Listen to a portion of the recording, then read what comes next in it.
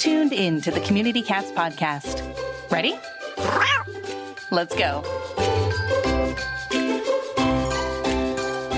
Welcome to the Community Cats podcast. I am your host, Stacy LeBaron. I've been involved helping homeless cats for over 20 years with the Merrimack River Feline Rescue Society. The goal of this podcast is to expose you to amazing people who are improving the lives of cats. I hope these interviews will help you learn how you can turn your passion for cats into action. And today we are speaking with Rick DuCharme. While employed in the heavy equipment industry, Rick fused his passion and his professional skills as he became an active volunteer in the animal welfare category. Bringing his business experience to the movement, he came to understand that an effective spay-neuter program was a vital first step, and he became a member of the Mayor's Task Force for Animal Control in Jacksonville, and the driving force behind the city's eventual drive to become a no-kill community. His passion and vision came together when he founded First Coast No More Homeless Pets in 2002, a 501c3 nonprofit dedicated to ending the killing of cats and dogs in Duval County and beyond. Rick grew the organization into a national thought leader in the no-kill movement, a key partner for local shelters across 2 states, 10,000 square miles service area, and became a life-saving partner of the First Coast community as the area has achieved no-kill status with local partners in the core 3-county metro area. While at First Coast, targeted spay-neuter programs were always maintained as a priority, providing 22,000 plus surgeries each year targeted at segments that were at high risk of ending up in shelters. These programs were credited with decreasing shelter admissions more than 50% over the years. In 2013, while at First Coast, Rick was one of 3 founders of the Target Zero Institute, a program that has helped dozens of communities along in their evolution to higher live release rates. When Rick left First Coast in July of 2019, it was a $10 million a year organization with 165 paid team members, including 20 plus veterinarians, operating 2 large safety net hospitals with a combined 20,000 square feet of hospital space. First Coast also operates other life-saving programs, including a regional pet food bank, shelter, neuter, return programs, and mega adoption events. Rick has now founded RLD Consulting, LLC, to help organizations anywhere that are working to save more dogs and cats. He specializes in access to veterinary care, spay-neuter clinics, nonprofit startups, along with other topics of importance to animal welfare nonprofit organizations. And he has expertise in feasibility studies, strategic plans, implementation, and sustainability. And Rick is the managing partner of the Community Cat Clinic. Rick, I'd like to welcome you to the show. Oh, thanks so much, Stacy, and thanks for that lengthy introduction there. That took up a lot of our time. Do we have time for questions, though? Oh, no. Hey, I learn something new every day about you, for sure. Before we dive into some of your background, because I actually do have questions now about your background. I've known you for a couple of years now, and I'm learning something new every day. But first, let me ask you, how did you become passionate about cats? That's a great question. To be honest with you, if you ask most of my friends, they'd say, "Oh, Rick's a dog person." But the fact is that cats have a special place in my heart. And really, what I realized in Jacksonville was we were making amazing progress saving the dogs in the shelters. And, this is in the early years, 2000, 2002, 3. And then the dog numbers were decreasing as far as intake, as far as euthanasia. The cat numbers weren't doing so good. And, you'd still walk through the shelters and they would have, what they called the feral cat room. And it would just be plugged full of these cats, 3 or 4 to a cage, and they were all sneezing and sick and goop in their eyes. And, it's just so horrible. You would see that. How could you not become emotional about it? So in that time, we really started to focus a lot on TNR programs and trying to help decrease the population and the number of cats entering the shelters. And we really weren't seeing a lot of progress until about 2008, when we had the opportunity to sort of pioneer the first return to field program in the country as far as returning all the feral cats to the field. And, I always felt so horrible because I never felt like we were doing enough for the cats. They always seemed to get the short end of the stick. But with that program, we were able to turn around the number of cats dying in the shelter just almost immediately. The very first year, we took 5,000 cats out of the shelter that would have been euthanized without a doubt. and spayed and neutered them, ear tipped them, vaccinated them, and returned them to where they come from. And, and that just made me feel so good. And, I've always known that cats got the short end of the stick, whether it was in the shelters or in rescue groups or in veterinary clinics. And so I always, try and make sure I at least focus some of my efforts always on cats, because they just, seem to always be left behind often in people's plans. So that's sort of where I'm at now. So starting that first return to field program, did you get pushback on returning cats back out? Many people think, oh, you have to know that there's a caretaker, or there's like really intense understanding of where did the cat come from and that kind of thing. Being the first one, did you get any pushback? I was afraid of that. And of course, I had my own concerns about it because, we were returning cats to unknown situations. In the past, we were always like, oh, no, you got to have a caregiver. You got to know somebody's taking care of them. But the fact is that these cats were coming into the shelters and they were healthy when they came to the shelter. If they ended up staying in the shelter, it didn't take them long to get sick, but they were healthy when they got there, and they had a good body weight and they had a good body, grade, didn't have skin issues. So I didn't have concerns about returning them myself. That solved my concerns. But I was, of course, worried about, the big national organizations or, who were all my friends and what they would think. But, everybody just, I think sort of saw the daylight and realized that if we were going to save cats in this country, we had to come up with some sort of program like this. And, it's quickly gained acceptance nationally. And there's always naysayers there and be like, oh, you're returning those cats to a horrible death. But I've worked in TNR programs where the cats have lived 20 years. So, I can attest to the fact that, sure, some of them may die young, but all of us, have that chance of dying young, So the fact is that there's a lot of cats out there that have been fixed and returned to field and have lived a long, happy life. So I'm very proud of all those efforts that the whole national community is undertaking. And I don't have any qualms about returning cats to where they come from. I find it interesting that you started out on the Mayor's Task Force for Animal Control. So do I say that you are a political guy? No, not at all. It's weird. It's looking back on that history. I mean, I was a traveling salesman, basically. I traveled the Southeast and was on the road 3 weeks a month. So it just happened to be in town. That was back in 99. So we still used paper newspapers back then. I know some of your listeners probably don't even know what that is, but we used paper newspapers. And I was reading the newspaper one day when one of those weeks I was in town, and there was an article about the mayor putting together a task force on animal care and control. And I was like, well, I need to be on that task force because I had studied a lot about animal welfare and about the no-kill movement, about spay and neuter, especially, my friends Peter Marsh and Esther Meckler, I had already connected with and been to several conferences and heard them speak. And so I was really focused on targeted spay and neuter programs. And so I sent a letter off to the mayor saying, I should be on this task force. I'm a taxpayer and I want to see that our funds are invested properly. And I've also done a lot of research on animal welfare and animal services. And somehow I got stuck on that task force. And no, I was not a political person. I've always voted, but that's the extent of my politics. So it's interesting because the Merrimack River Feline Rescue Society, which I led for 16 years, was originally founded. It had 5 founders, but one of them was the president of the Chamber of Commerce. So our first phone number was the Chamber of Commerce's phone number.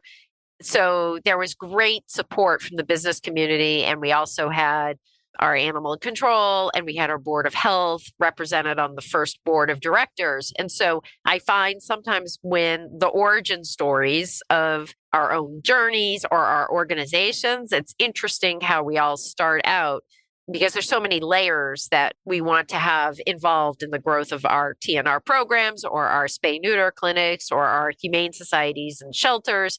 There's a place for everybody, in this basket of helping cats, for sure. You've been in the nonprofit space, but now you're entering into a new project in the for-profit space. Tell us a bit about this new project that you are involved with. I will. It's very exciting. It's the Community Cat Clinic. And we have three main focuses in our effort at the Community Cat Clinic, which is a for-profit clinic, which is a new endeavor for me as well, a new concept. That we are focused on providing quality veterinary care at affordable prices to cats and helping people access veterinary care that maybe couldn't afford to access veterinary care otherwise. But our clinic is open to everybody, of course. And the second concept or the second goal is to make sure that we provide a good life-work balance for our team and a quality of life and have a good work environment for them. So, not too much stress. There's always stress in life, so we can't do away with all of it. But, we don't want people to get up in the morning and hate the idea of going to work. And we want to make sure we give them plenty of time off and take care of them in a variety of ways. So we do that. And then the third thing, of course, is to provide a decent return on investment for the owners. And so we're working to achieve all three of those.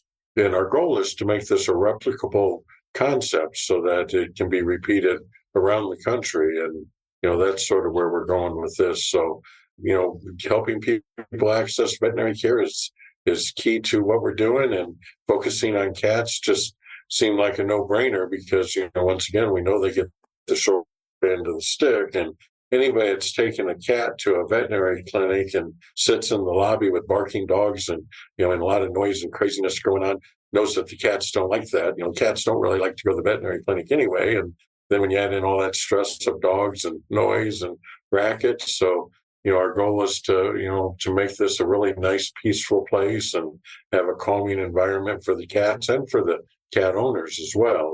So we like to say that we're a fear-free clinic for the cats, for the cat owners, and for the team members. And where is this first clinic located?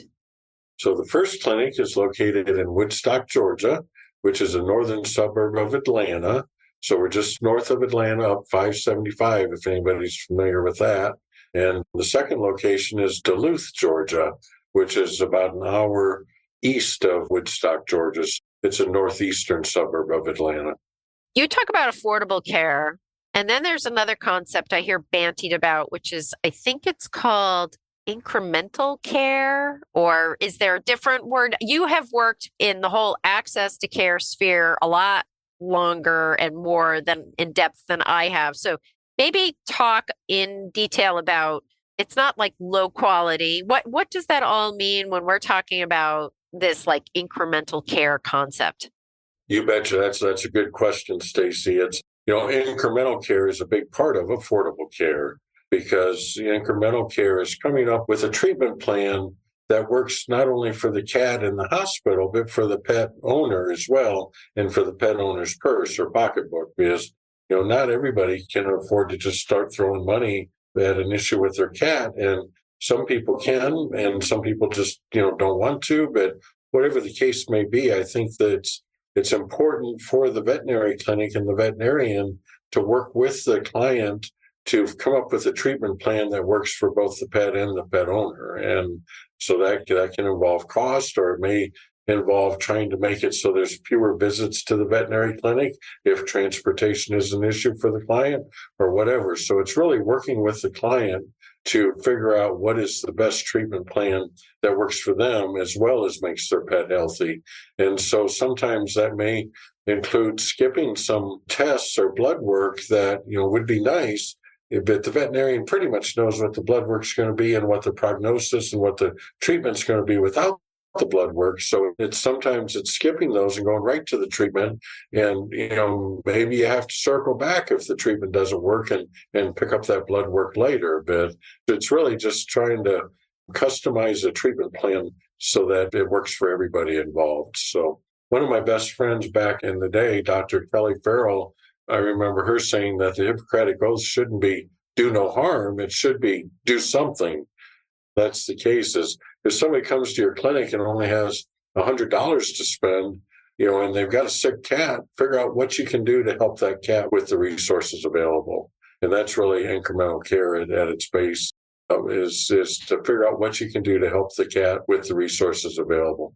So incremental care is one component of this business model. When I think of a cat-only clinic, I think of a boutique type clinic. It's usually a 1.5 veterinarian type veterinary clinic, and it's usually pretty small, and they don't do high volume, high quality spay neuter. They don't really deal with community cats. How is this clinic model different? Mark your calendar. It's happening this Saturday. Join us this Saturday to learn the art of trap, neuter, return, a powerful way to transform the lives of community cats.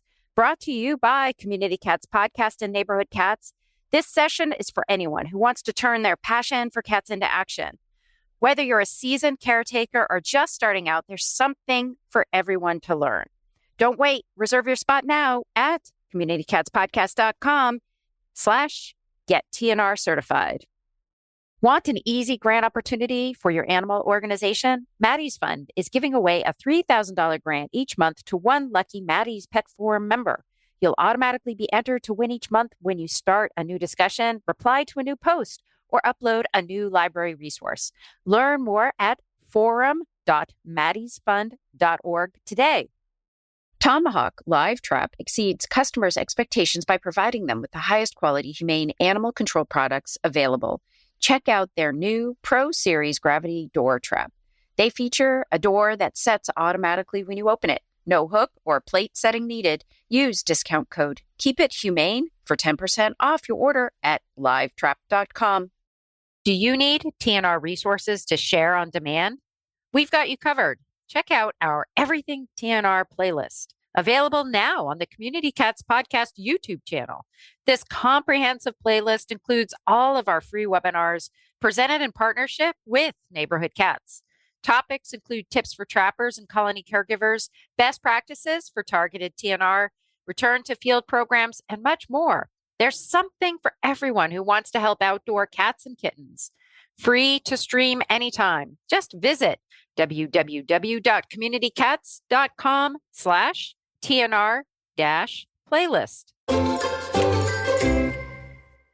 Well, and you've got that exactly right, Stacey. Often cat-only clinics are boutiques. They're very high cost. They're sort of like going to the little tea house on the corner and getting your $20 cup of tea or whatever. But this is really, we built a large facility for cats only. The first one's 4,600 square feet. And I really like to say, and I'm proud to say, that it's state of the art. My partner and I did not do anything we needed to do. If it was something that would improve the clinic and improve the outcomes for the patients, then we stepped right up and did it. And I'm so excited about that. We have 5 exam rooms. We have 2 veterinarians working every day.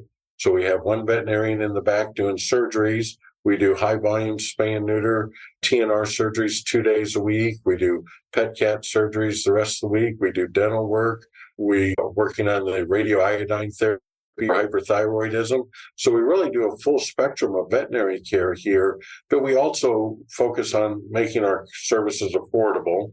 So we keep our prices as low as possible, but still, we have to stay in business, obviously.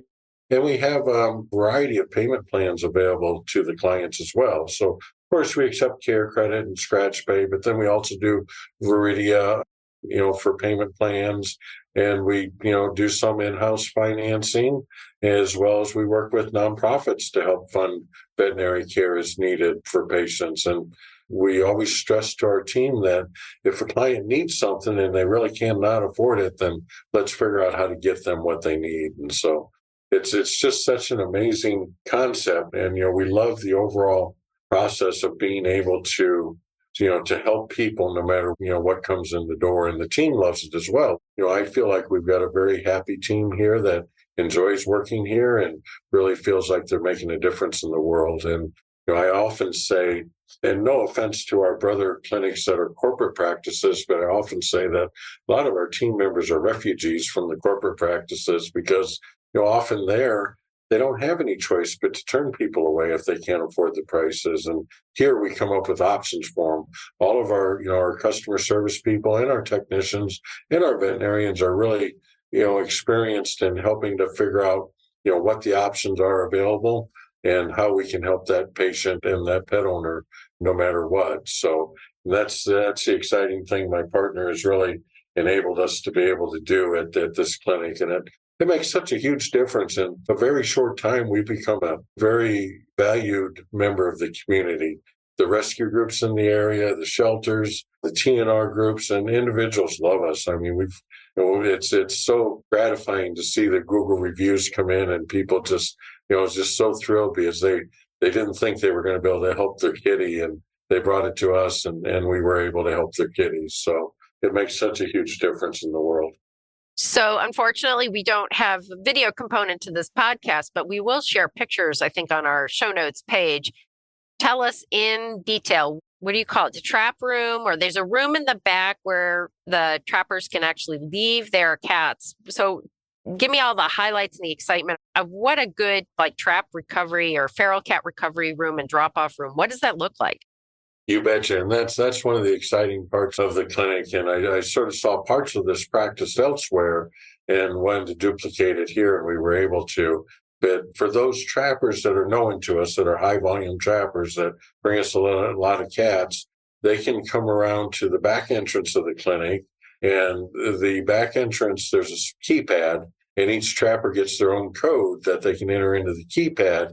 And that goes into a secure hallway that allows them to have access to the feral cat room, we call it, which is where they can drop off the cats, and also they can access the restroom. So I know if you've been out trapping for hours and hours, there's often not anywhere to use the restroom. So I wanted to make sure they had access to that as well. But then they go in, and we've got shelving in the feral cat room, and then we use the big plastic kennel trays from dog kennels, and then we have PVC pipe cut in half so that the PVC pipe sits on the dog trays, and that way the cats are up off the tray, so that if any liquids that come from the cat, or if they go to the bathroom in the trap, it can just go right through, and the cat's not sitting in it overnight.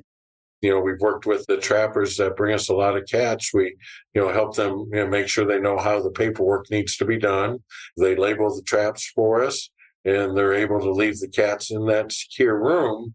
And that room has its own HVAC system, so we can keep the temperature warmer in there than we do in the rest of the clinic, because, as my good friend Dr. Julie Levy tells me, cats like it warm. So and that'll keep them healthy. We don't want their body temperatures to drop because they're having surgery the next day. So, and then of course that area is also vented directly outside, so that any odors that come from the cats can be vented directly outside. And so the trappers have access to that 24/7. If they're out trapping and they get done trapping at 2 a.m., they can just come bring the cats in. They can use the restroom, wash their hands or whatever, and drop off their cats. And then, they can go home and go to bed, because half the time they've got to get to work in the morning. So even the trappers that are keeping the cats overnight at their own place and bringing them in the morning, in the Atlanta area, traffic is horrible during rush hour. Traffic's horrible all the time, but especially during rush hour. And if we want them here at 8 a.m., it can be a real struggle for some of the groups, to get here on time, because you never know when traffic's going to be really bad. So this allows them to drop the cats off and get them into the room. And so it really works good for our team as well, because the team comes in and, when they get there at 7:30 or 7:45, and they can go in and start getting all the drugs pulled and everything for the cats that are already there. So it gives them a head start on their day as well. So it's one feature of the clinic that has really been beneficial and has played out well for everybody involved. So I'm so glad that you brought that up, because that is an exciting part of the clinic. And I'll make sure that you have some good pictures of it so you can share with your listeners. So I'm going to go way off topic, you're going to think, but human people go to Mexico to get their dental work done. There's what's called dental destinations. One thing that we've talked about with the community cat clinic, because you have such great equipment and you have this incremental care process, and you've got the potential for the radio cat and ultrasound, all of this full service veterinary equipment for cats. If somebody was in another part of the country and say they had 3 cats that needed a full mouth extraction, or 2 cats and a stomatitis or something like that, it might make sense for them to hop in the car and drive down to Woodstock and get all the dentals done there and then drive back than doing it locally. True? Yeah, absolutely. I could definitely see that happening, and we can work with them to schedule the dentals all right, one right after the other. Get the cats in and do a checkup on them to make sure everything's kosher. If they send us X-rays or medical records in advance, then we can help work that out as well. That helps save some of the time, and we can also help them point them in the right direction for pet-friendly hotels. So we've got plenty of those around, and more hotels are getting to be pet friendly, which is really cool. And yeah, so I think that's definitely in our future, is to see more and more people traveling, like you said, not only, for the pricing, and the affordability, but also just for the availability. It's often in some clinics, it's quite a wait to get in to get dental work done or to radioiodine therapy treatment done or whatever the case may be. So our goal is to always build, if we need to, we'll just keep increasing our capacity, to make sure that we can get people in. So, and I can definitely foresee a lot of people traveling to get veterinary care at our clinics. And of course, we'll always, make them feel welcome and take care of them really well. So I encourage your listeners, if they need something, give us a call and see if it makes sense for them to come see us. Yeah. So at this point in time, I mean, I know we're recording several months before this will be released, but at this point in time, so we're talking fall of 2023, if somebody needed a spay-neuter appointment or they needed an appointment, how long is the wait? We can probably get you in within days right now. Yeah. There's very little wait. Pet spay and neuters, and for feral cat spay and neuters, we usually do feral cat spay and neuters, TNRs, on Wednesdays and Thursdays, and we can almost always get you in within a week of that. And with the pet cat spay and neuters, we can get you in really quick. Same with dentals. We have teams on standby, and we've got the team here ready to go, and we can get you in within a few days usually for most stuff. Excellent. Excellent. So, Rick, if folks are interested in finding out more about the Community Cat Clinic, where would they go? Well, we have a website, communitycatclinic.com.